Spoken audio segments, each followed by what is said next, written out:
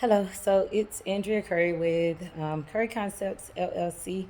I am going to briefly demonstrate how to put on capital stairs, measurements. I did buy the stair measurer where you put a piece of wood in between these two gray items. It's covered with this right now. And use it to measure the width. So that's how I got the original width. And my contractors did a good job building because they're the same width going up. This is, I've already done the bottom three steps. You have to do the riser first. The riser is the white piece, and then the gray piece is the tread. So you have to do that first. Measure for the width, how wide it is going along, as well as going back. And mine are relatively the same. You have a little bit of play that you can use because of the width of the riser. And the same when it comes to the height of the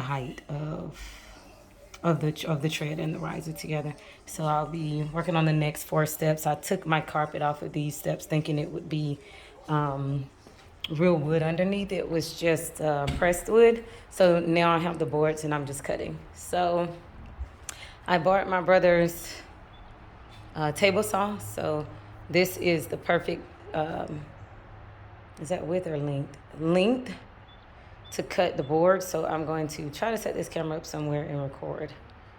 Let's see.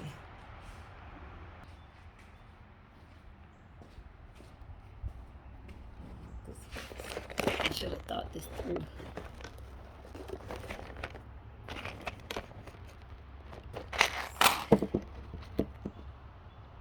Nope. Okay. Does that work? Maybe it does. That may be too far. Let me hold it real quick and show you. And they don't exactly make these things for filming. So I'm just taking the piece of wood out of the box, the stair tread. And I just found a color that closely matched my floors. Now do the cut from the backside so that it doesn't chip, otherwise it'll chip away at the laminate piece on the top.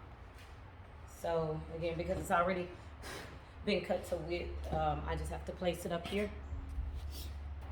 So again, keep your fingers clear of the actual saw.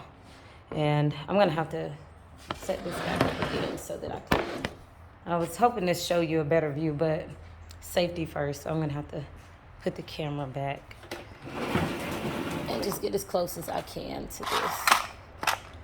So.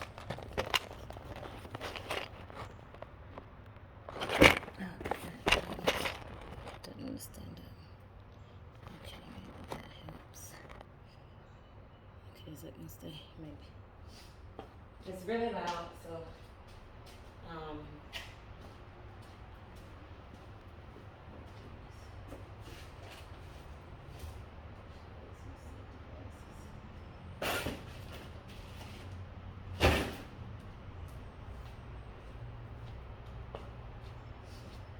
have my safety glasses on. I'm gonna use my shade.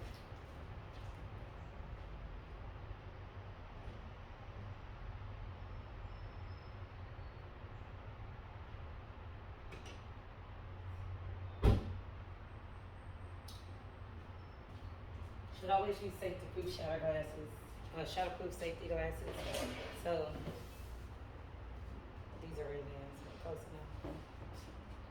Turn on the saw, and make sure you apply pressure to this side. Again, keep your hands free and clear of the saw, because if you don't, the wood will gradually just start drifting one way or another due to the pull of the saw. So I just always make sure I'm pressing down firmly and pushing forward at the same time.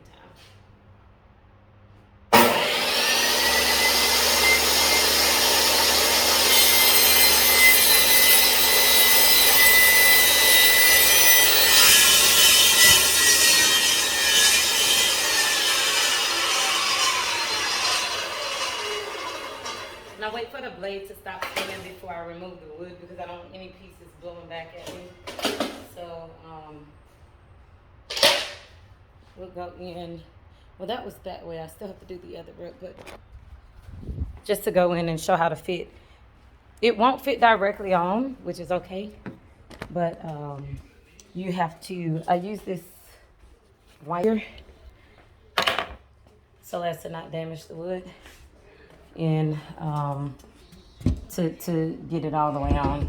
But as you see, you'll have to wedge back and forth, but this basically just goes on here and it'll sit. So I have to go cut the back piece to make it shorter because my stairs are not this long or not this deep.